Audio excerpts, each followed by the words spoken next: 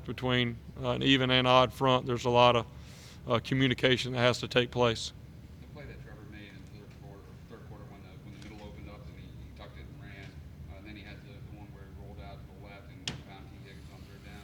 Those maybe a couple examples of plays he might not have made with his legs last year.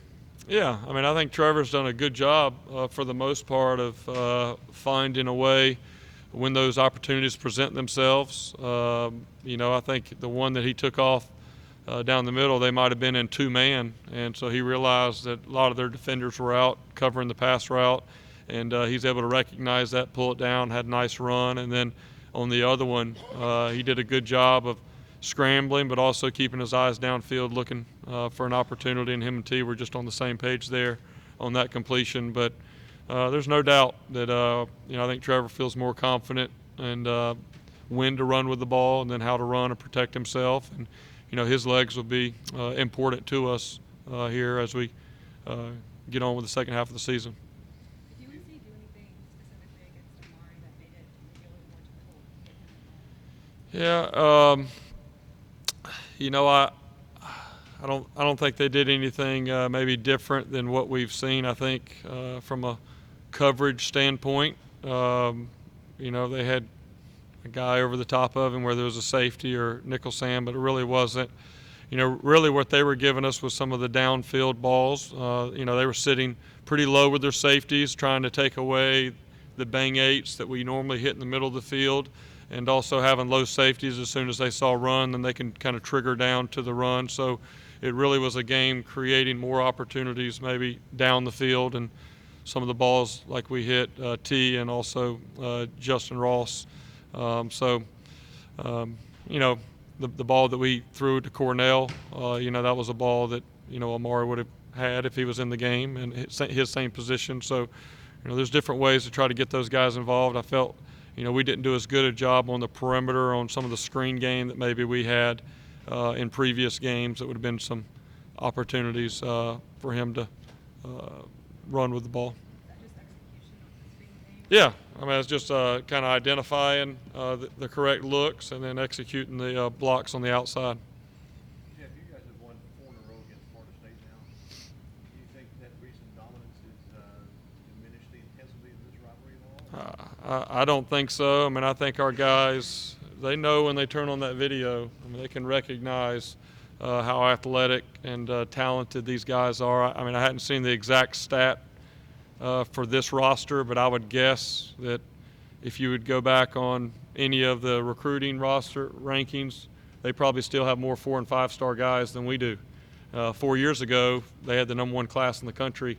And so I think our guys understand that this is a dangerous team, very athletic, a lot of playmakers. And, I think we proved it last week. It doesn't matter who you play, whether you think you're more talented than them or not.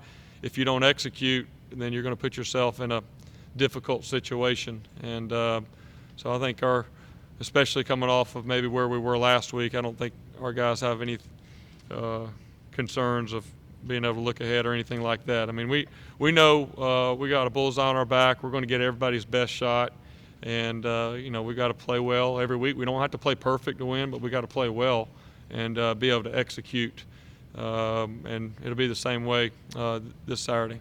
It's got to help for you guys, though, and the players, I guess, that this is your rival in the division and the conference every year. Sure, absolutely. I mean, just the history of this division, it's come down a lot of years to Clemson or Florida State, and, they had a run on us before we have been able to kind of turn it the last few years and get a run. So, I mean, I think everybody in our program, coaches and players, know that, this is always one of the best programs that we're going to face in our division each week. And, for our next goal, I mean, they control their own destiny. They don't have a loss in the division, so they know what they have at stake as well on their side.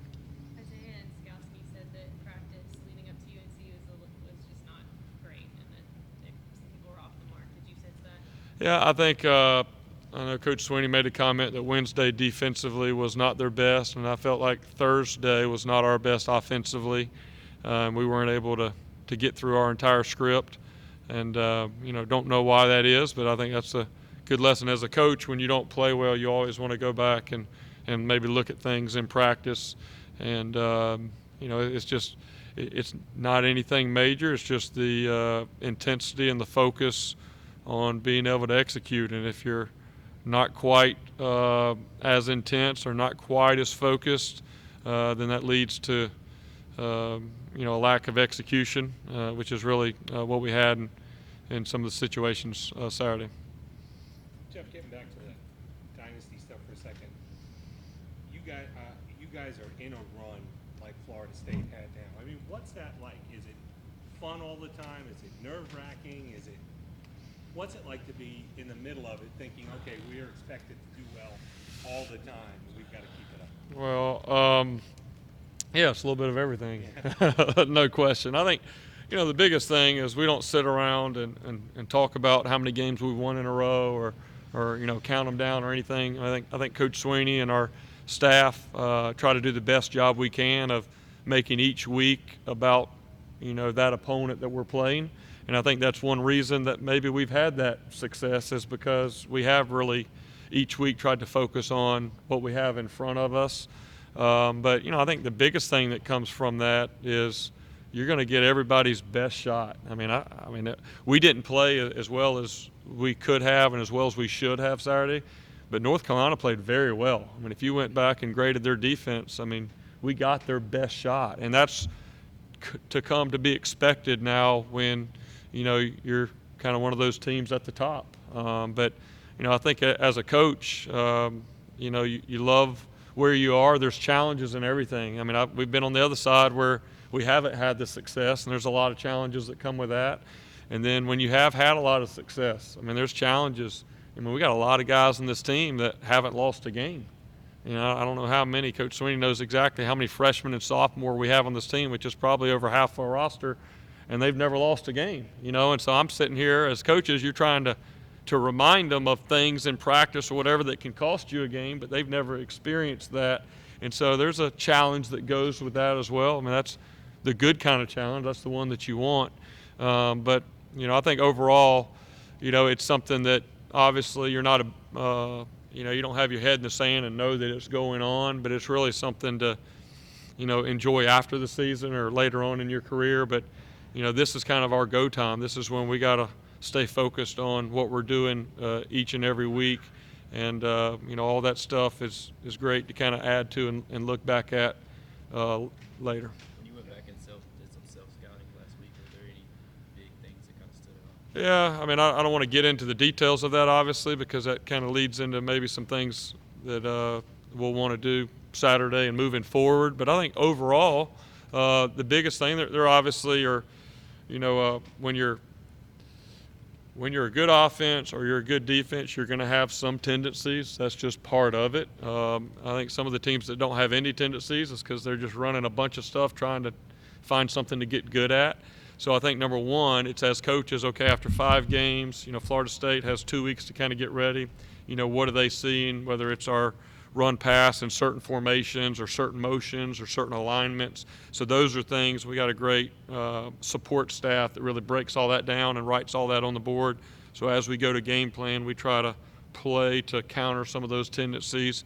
But I think overall, as we look at our offense and look at each position, it's really just kind of locking in on maybe some of the reasons why we haven't executed. And a lot of it is, it's real boring stuff. It's communication, it's alignments, it's assignments, it's being on the same page. It's just that kind of the very small things of what we do.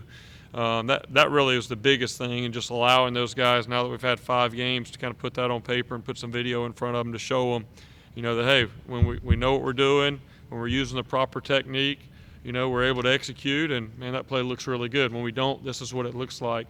And so I think just kind of learning from that overall. But there's definitely some things, we're able to see this past week that, we knew that we had some tendencies on that maybe we want to try to counter that here as we move forward.